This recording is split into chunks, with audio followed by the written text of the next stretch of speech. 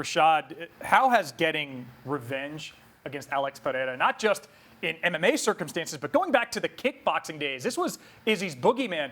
How has getting that elusive win over him affected his confidence? Well, as much as this game is about fighting and being the baddest man on the planet, it's a journey of self. It's about finding out who you are and having those challenges like he had, losing to Pereira 3 times in a row, getting knocked out and losing the championship belt.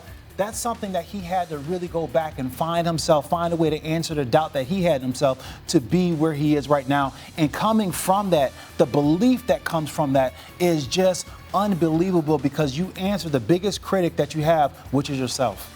Oh, yeah, for sure. I mean, getting that weight off of his shoulders, of being able to beat Alex Pereira, had to be special for him. I mean, so special that he mocked his child.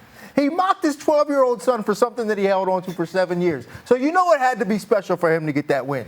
And now Izzy is the biggest favorite he's been in 16 UFC appearances. Dean, how does he keep the pendulum from swinging too far from confidence now to overconfidence and maybe taking Sean Strickland lightly? Well, you see, you have to be careful with this because sometimes we look at, because he's the favorite here and he may not be taking him as serious as we may think we want him to, right?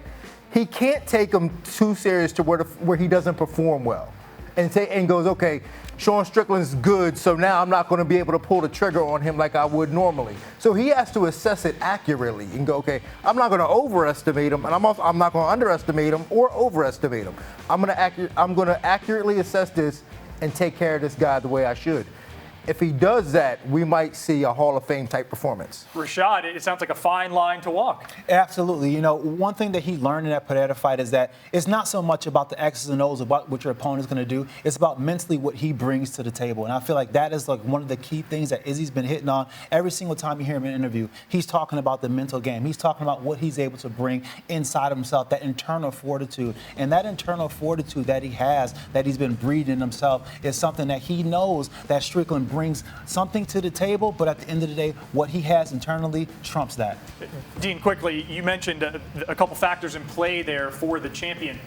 As a coach, a guy who's been in these corners in the highest stage, what are the cues that you're going to be looking for that would tell you as an observer Saturday night that Israel is properly walking that line? I mean, if he comes out there and he's happy and he's dancing and he's moving around, the first minute, if he starts touching his target, he's going to be good. But if he gets trapped in the corner, he might have a problem. Yeah, it's all about Izzy not allowing this fight to get to an ego battle, right? Just allowing it to be fun, allowing him to just kind of embrace where he's at and just let himself just be himself. Yeah, the highlights have kind of come organically for one of the most dynamic strikers the UFC has ever seen. Thank you for watching ESPN on YouTube. For live streaming sports and premium content, subscribe to ESPN+.